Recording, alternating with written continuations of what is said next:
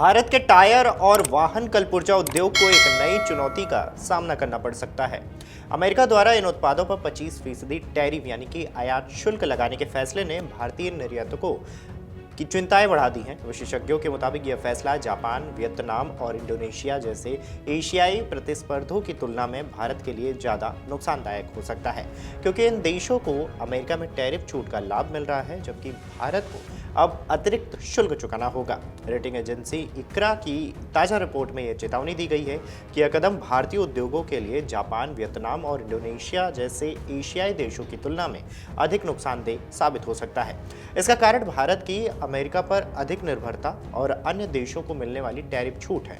Rating agency Iqra ने शनिवार को कहा है कि भारतीय निर्यात पर 25% टैरिफ यानी कि अमेरिकी टैरिफ घरेलू वाहन कलपुर्जा उद्योग और टायर विनिर्माताओं को जापान, वियतनाम और इंडोनेशिया जैसे एशियाई समकक्षों की तुलना में अधिक नुकसान पहुंचने वाला है। आपको बता दें कि इक्रा ने कहा है कि भारत के वाहन कलपुर्जा निर्यात में अमेरिका की हिस्सेदारी 27% और टायर निर्यात में 17% है। इसलिए टैरिफ में बढ़ोतरी से भारतीय विनिर्माताओं को जापान, वियतनाम और इंडोनेशिया जैसे एशियाई समकक्षों की तुलना में नुकसान होगा, जहां कम या फिर तरजीही शुल्क लागू है। इसमें कहा गया है कि खासकर ऑफ हाईवे और सिर्फ टायर खंड में और विभिन्न वाहन कलपुर्जा में शुल्क में बढ़ोतरी से भारतीय आपूर्तिकर्ताओं की प्रतिस्पर्धात्मक प्रभावित हो सकती है। हालांकि पहले भारतीय टायर निर्यातकों को चीनी प्रतिस्पर्धियों पर मामूली बढ़त हासिल थी, लेकिन अब अन्य दक्षिणी पूर्व एशियाई देशों को दी जाने वाली कम शुल्क दरों से यह बढ़त कम हो सकती है।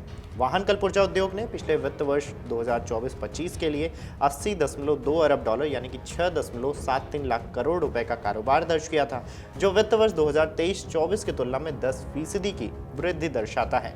पिछले कुछ वर्षों में भारत के टायर निर्यातकों को चीनी कंपनियों के मुकाबले फायदा मिला था। अमेरिका और चीन के बीच व्यापारिक तनाव के चलते भारतीय कंपनियों को टायर निर्यात में अवसर मिले थे, लेकिन अब दक्षिण पूर्व एशियाई देशों को मिलने वाली टायर छूट इस बढ़त को कम कर सकती है। इसका सीधा असर भारत के टायर और वाहन कलपुर्जा उद्योग पर पड़ेगा, क्योंकि प्रतिस्पर्धा का स्तर अब सिर्फ चीन तक सीमित नहीं रहेगा, बल्कि वियतनाम, इंडोनेशिया और जापान जैसी अर्थव्यवस्थाएं भी अमेरिकी बाजार में मजबूत होंगी। आगे की राह आपको बता दें कि आखिर भारत को अब क्या करना होगा, इस पर भी एक नज़र डालते हैं। तो इस परिस्थिति में भारत के सामने दो मुख्य रास्ते हैं। पहला, नए बाजारों की तलाश करें। भारतीय कंपनियों को अब अमेरिका के अलावा दूसरे देशों में निर्यात बढ़ाने की कोशिश करनी होगी, जहां टैरिफ कम हो या व्यापार समझौते आसान हो।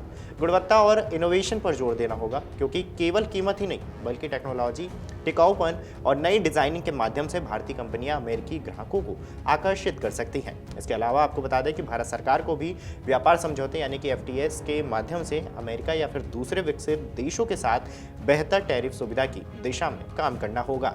खबरों की माने तो अमेरिकी टैरिफ भारत के ऑटोमोबाइल और टायर उद्योग के लिए बड़ा झटका है। अगर समय रहते नीतिगत और रणनीतिक बदलाव नहीं किए गए तो ये झटका भारतीय निर्यात वृद्धि पर लंबी अवधि तक असर डाल सकता है। ऐसे में जरूरी है कि भारत सरकार व्यापार समझौते के माध्यम से राहत दिलाए और उद्योग जगत नवाचार व गुणवत्ता पर ध्यान देकर वैश्विक प्रतिस्पर्धा में अपनी पकड़ मजबूत बनाए। आने वाले समय में यही तय करेगा कि भारत इस चुनौती को संकट बनाता है या फिर अवसर। अगर आप ये वीडियो YouTube पर देख रहे हैं तो हमारे चैनल को सब्सक्राइब कर बेल आइकन दबाएं और Facebook पर देख रहे हैं तो हमारे पेज को लाइक करें।